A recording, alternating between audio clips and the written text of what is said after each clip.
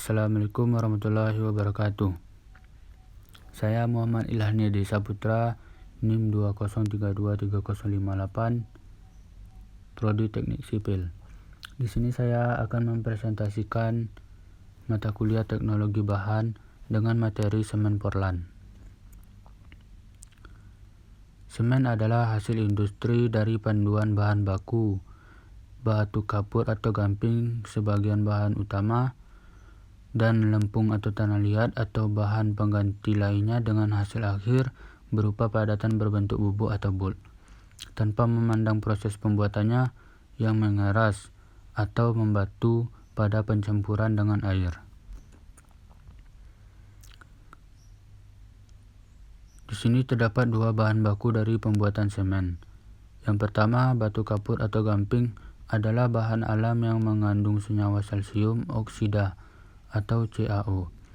Yang kedua, lempung atau tanah liat adalah bahan alam yang mengandung senyawa silika oksida SiO2, aluminium oksida Al2O3, besi oksida Fe2O3, dan magnesium oksida MgO.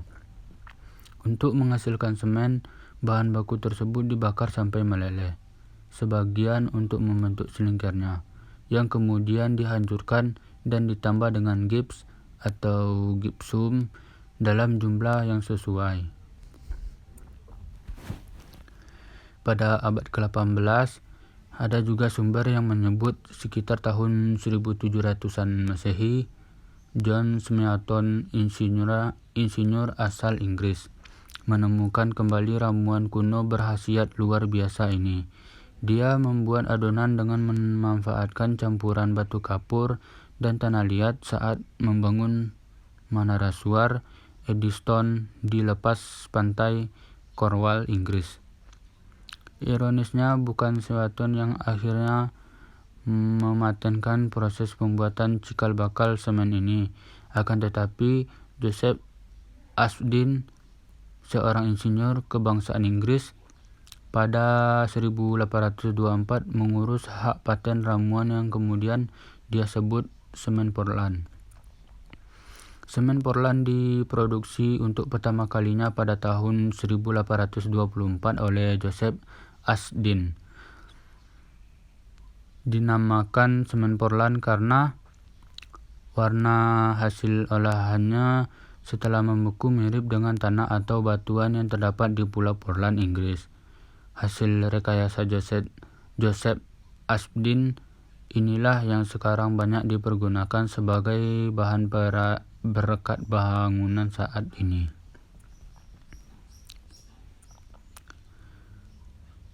Masuk ke tujuan pemakaian semen. Yang pertama, ordinary Portland cement.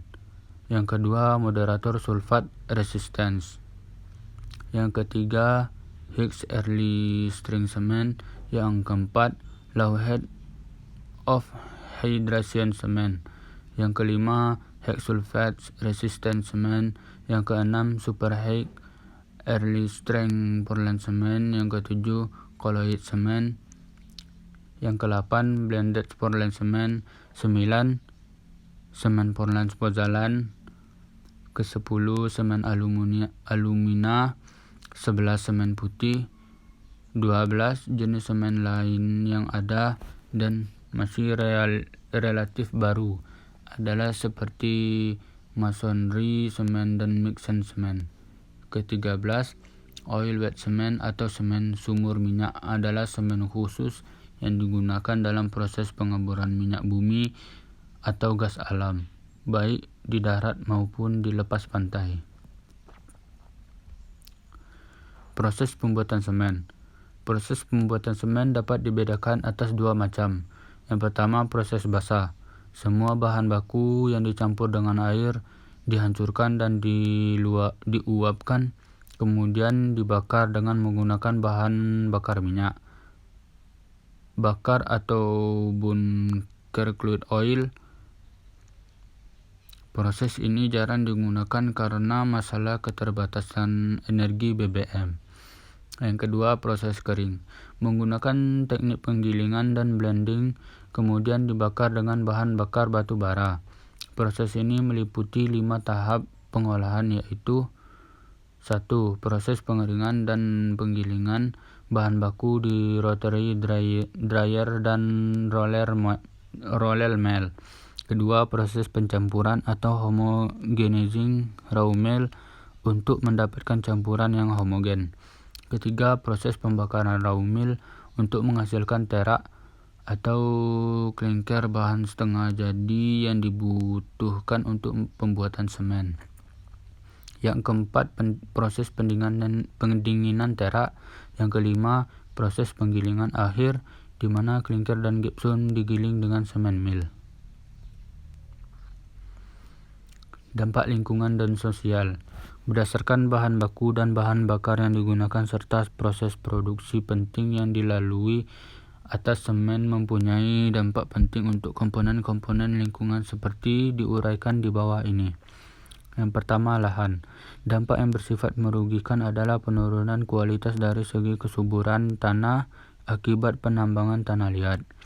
Perubahan dari segi tata guna tanah akibat kegiatan penambangan dan penyerapan lahan serta pembangunan fasilitas lainnya. Yang kedua, air. Dampak yang bersifat merugikan adalah kualitas air bertambah buruk akibat limbah cair dari pabrik dalam bentuk minyak dan sisa air dari kegiatan penambangan. Kuantitas air atau debit air menjadi berkurang. Ketiga, udara. Dampak yang bersifat merugikan adalah debu yang dihasilkan oleh kegiatan pabrik, gas yang dihasilkan oleh pembakaran bahan bakar minyak bumi dan batu bara berupa CO, CO2, dan SO2 yang mengandung hidrokarbon dan belerang. Produksi semen. Langkah utama produksi semen adalah penggalian atau quarrying, penghancuran, pencampuran awal, penghalusan dan pencampuran bahan baku, pembakaran dan pendinginan klinker, yang terakhir penghalusan akhir. Di sini termasuk pabrik semen di Indonesia. Yang pertama, PT Indosemen Tunggal Prakarsa atau semen 3 roda. Yang kedua, PT Semen Batu Raja, Persero Semen Batu Raja. Yang ketiga, PT Semen Padang atau Semen Padang. Pabrik percontohan ini mempunyai kapasitas produksi 100 ton per hari dan menghasilkan semen pozolan kapur dengan spesifikasi sebagai berikut. Waktu pengerasan 28 hari, kuat tekan 70-101 kg per cm kubik. Hari ke-28, kuat tekan SII sebesar 100 kg per cm kubik. Di sini terdapat gambar grafik hasil pengujian dari pembuatan semen. Baiklah, lanjut ke selanjutnya. Mengingat bahwa semen pozolan kapur merupakan produk baru dan belum banyak diketahui oleh masyarakat, di samping penelitian untuk perbaikan kualitas, kegiatan utama dari 17 program pabrik semen pozolan kapur pada saat ini banyak ditujukan untuk sosialisasi. Di sini terdapat gambar proses produksi semen pozolan kapur.